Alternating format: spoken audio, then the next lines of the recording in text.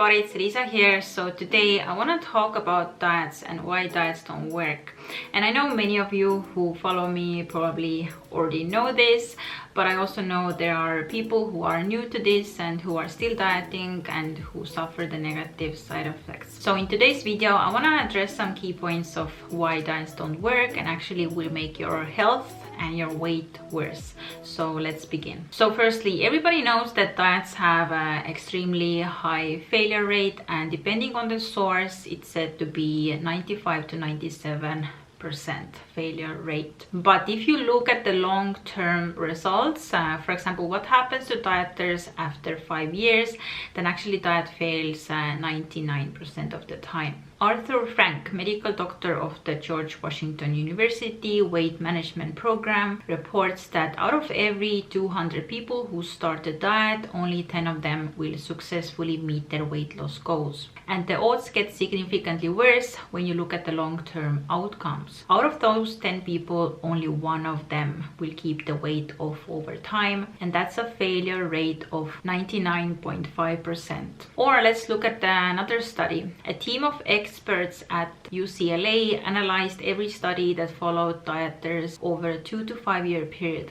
Every single published long-term dieting study was included, and none of them showed that diets produce any long-term success with weight loss or have health benefits. And one of the UCLA researcher, Tracy Mann, said that diets do not lead to sustained weight loss or health benefits for the majority of people. So the fact is that yes, we can all lose weight by dieting, but the results will only be short-term. But if we look at what happens to dieters after 5 years, then about 99.5% dieters gain the weight back. Dieting is not just very ineffective at producing any long-term weight loss, but actually it's also one of the best predictors of future weight gain. The UCLA researcher Tracy Mann also said in her study that most people would be better off not going on a diet at all. Their weight would be pretty much the same and their bodies would not suffer the wear and tear from losing weight and gaining it all back. And initially she explained many people lose 5 to 10% of their body weight, but the majority of people regained any weight that they had lost. The UCLA team concluded that one of the best predictors of weight gain over the 4 years was having lost weight on a diet at some point during the years before the study started. So not only do diets fail at producing or maintaining weight loss, but actually they will make you gain weight. Or another example, one of the largest and longest clinical study done on diets, the Women's Health Initiative, where more than 20,000 women tried out the low-fat diet and reducing their calorie intake by 360 calories per day. And after almost 8 years on this diet, there was no change in their weight from where they started, and their abdominal fat had actually increased. And also it's important to say that the weight was regained in that study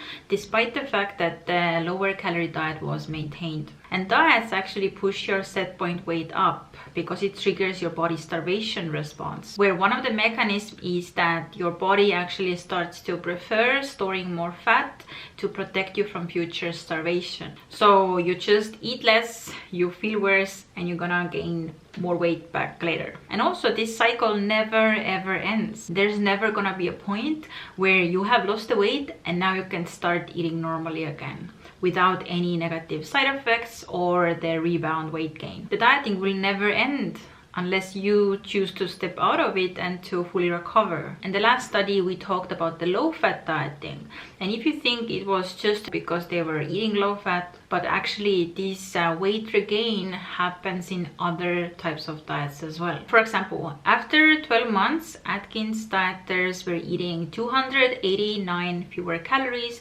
compared to when they started the diet.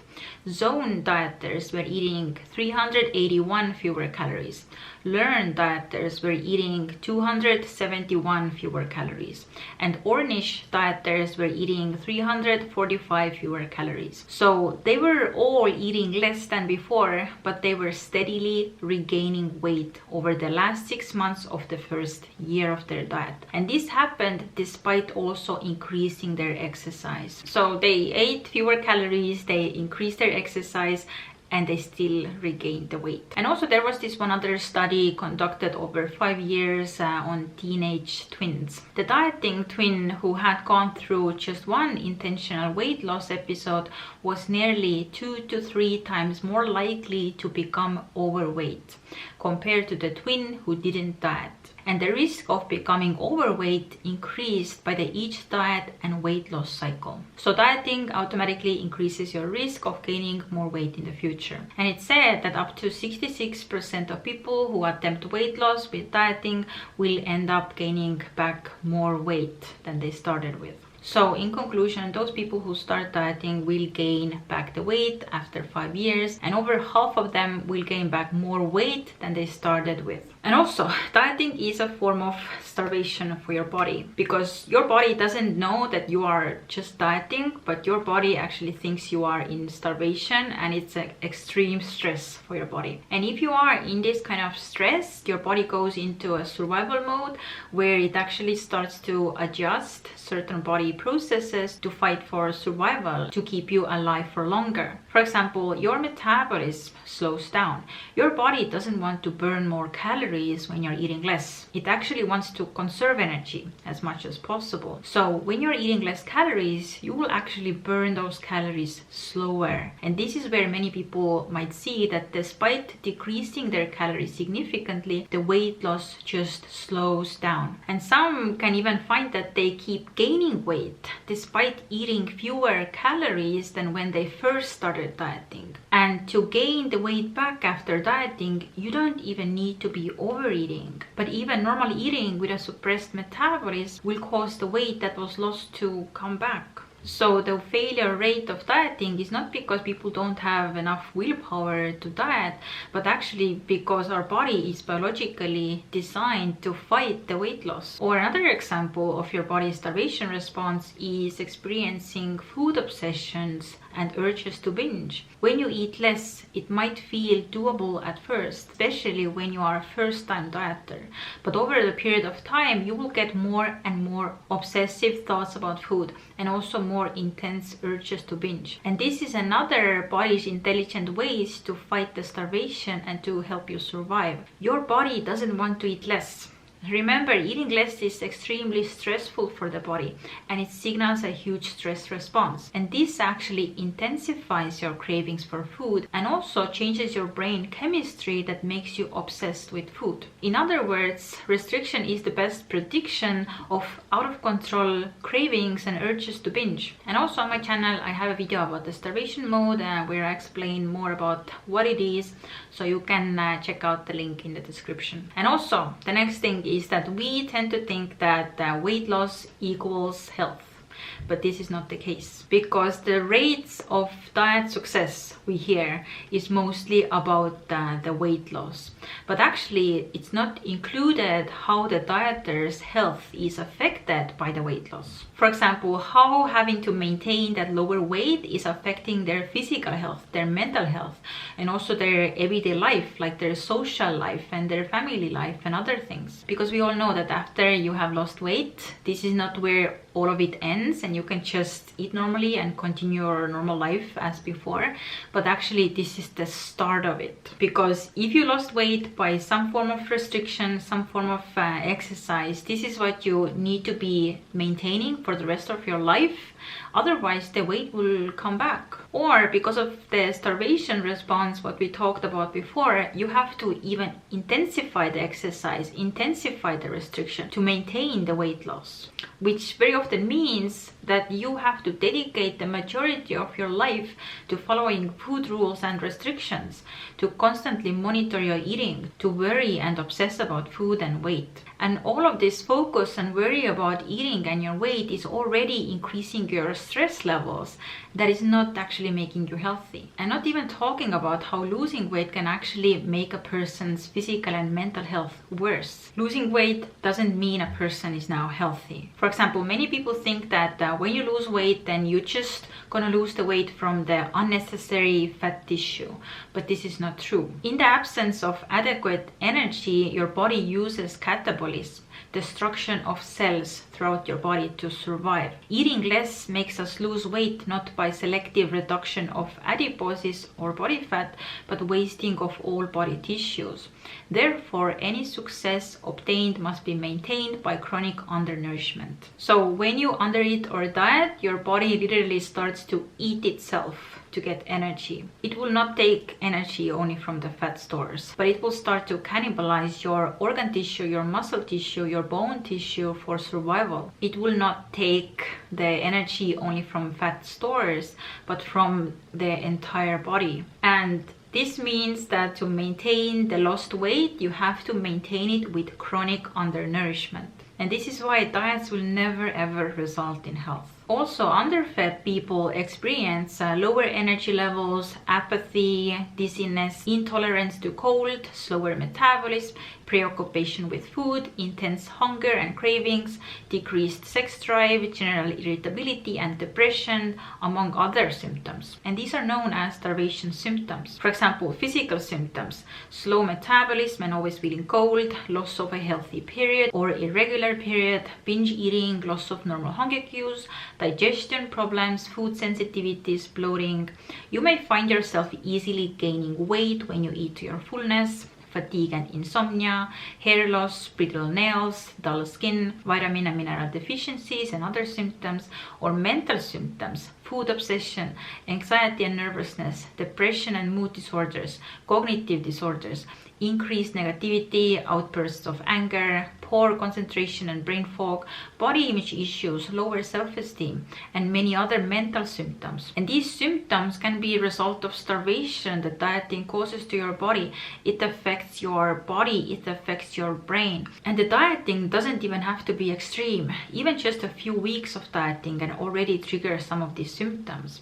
Not to think even long-term effects of diets, because many people don't diet once in their lives or just for a week, but often they go through many cycles of dieting, yo-yo dieting, losing weight, gaining weight. They try different kinds of diets. With each attempt, it just stresses out the body even more and triggers even more starvation symptoms. And yo-yo dieting is linked to increased rates of obesity, diabetes type 2, insulin resistance, cancer, bone fractures, heart disease, higher blood pressure, inflammation, increased mortality, and as we talked about before, long-term weight gain. So yes, we can all lose weight by dieting and starving our bodies, but actually lower weight doesn't mean that you are now healthy, because actually losing weight by dieting is extremely stressful for the body, and it comes with a long list of negative side effects. And also, as we talked about before, diets can trigger many negative symptoms with your eating. Things like food obsession, overeating, binge eating,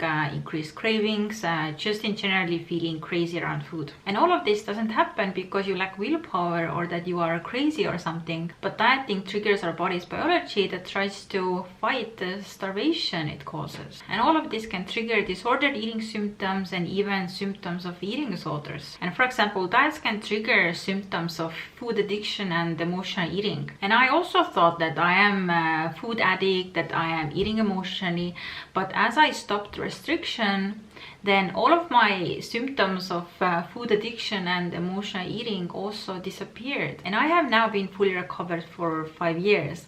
And of course, in this 5-year period, I have experienced stress, I have experienced emotional, fluctuations, but I don't have any more symptoms of food addiction or emotional eating because simply I don't restrict. So dieting can definitely trigger disordered eating symptoms, but dieting can also lead to eating disorders. Dieting is the #1 risk factor in the development of an eating disorder. Disordered eating behaviors and particular dieting are most common indicators of the development of an eating disorder. And me and many of my clients were dieters before we developed the full-blown eating disorders. And it can very typically start with some form of restriction or a diet. The clear thing is that dieting is already on a spectrum of disordered eating, and disordered eating is already on a spectrum of eating disorders. We don't have to wait until things get very extreme to get help and realize something is wrong. If you feel your eating is simply not normal, you diet, restrict, experience food obsession, binge eating urges, or other starvation symptoms we discussed earlier in the video, then it's very clear that more restriction doesn't help. Dieting won't make you healthy or solve your problems. It can actually be a huge part of the problem and will only make things worse long term. And based on everything what we discussed here today, I would say that dieting definitely is a socially accepted form of self-harm, because knowing what we know about diets today based on the research, it's simply not ethical to suggest someone to diet. So I really hope that with this video you now understand why diets don't work, and of course there is way more evidence and way beyond what I can put into this video, but I hope that you can see how diets don't make you healthy physically or mentally, actually can make your health worse, and also how it doesn't help you to lose weight long term, and actually can be one of the best predictors of future weight gain, and also one of the the stepping stones towards disordered eating and also eating disorders.